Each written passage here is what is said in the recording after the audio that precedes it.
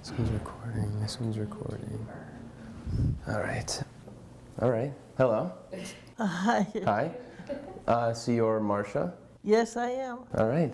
And that's spelled with the CIA. With the CIA, okay. Right. You ever go undercover with that? Well, I did work for the CIA. Really? I did. Okay. I did many years ago.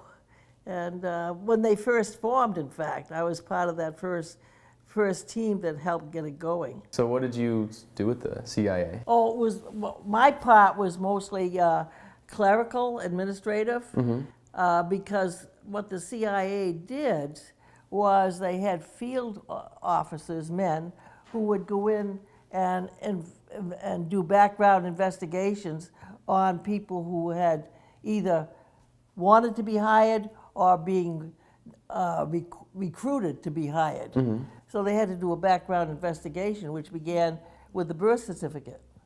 And then there's your neighborhoods where you lived and your schools where you went. They investigate all of that stuff. And the men do that. They go in and then they write their reports. And my job and the other secretaries, administrators, were to type those up.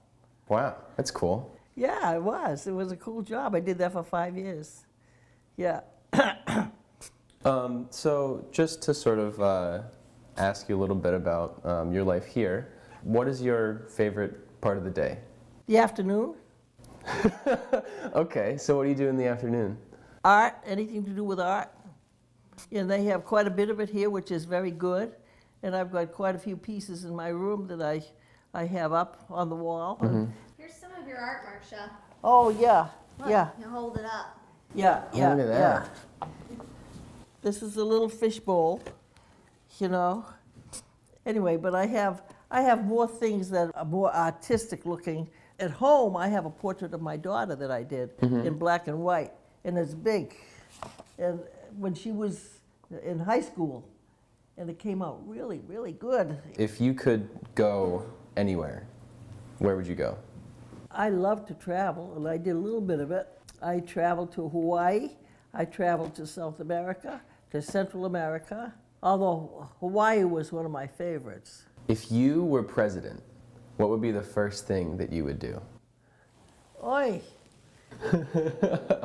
Well, we still have a lot of racism going on here, and I would try to find a way to deal with that. And it has to be done, I think, in a way that is not off-putting to the people who adhere to the racism. So they have to find a way, a very clever way of enticing them in so that they can be supportive without feeling that they're giving up anything, you know? Because it could feel like you're taking away part of their culture, or you know, that's the way they were raised. So you know, they really feel like it's right in every part of their being. That would be my biggest and only goal. What's your favorite style of book? Oh, I like fiction. I like crime stories. You know, because they always have a beginning, middle, and an end, and they keep me focused and interested. I used to read a lot of novels when I was younger, but I've gotten away from that. The crime stories are much more interesting to me. When I was in junior high, I got my mother to take out a library card, so I could use her library card and my library card to take out books, and I would take out 10, 11, 12 books a week when I was in junior high and read. And my mother would say, she'd go out and she'd say, now don't forget, she'd wash the dishes, put the dishes away, empty the trash. She'd give me 2 or 3 things to do. I'd say, yeah. Well, I never moved from that chair. And she'd come back and there I was, and she'd blow a stack. You know, I'm gonna throw out those damn books, you know. No, you won't. And we'd have a big fight. I can't imagine my parents getting mad at me for reading. Oh, really? If my mom came home and found me reading, there's no way she'd be mad, even if I hadn't done my chores. It depends upon which end of the spectrum you're on. They get upset if you're not reading at all. Yeah. And then they get upset if you're reading too much. You know, and you're not doing the other chores and other things that you're supposed to be doing. If you were to go back in time, where would you go? The first thing that pops in my mind is the suffragettes. And then I think, well, I don't know, maybe that's a little bit too much. I don't know. You know, I can't imagine going back into the 1800s. You know, I just don't see myself fitting into that. Yeah, they didn't have any action for women, and women were still, you know, in the kitchen and having kids, right? Cooking. So, no, that was not my style. And fortunately, even when in my marriages, the men I married understood that. Mm-hmm. And after a while, I decided I didn't like being married. I liked living alone. Because in between marriages, I'd live alone, and I said, this is pretty cool. But it took me 3 times to finally figure that out.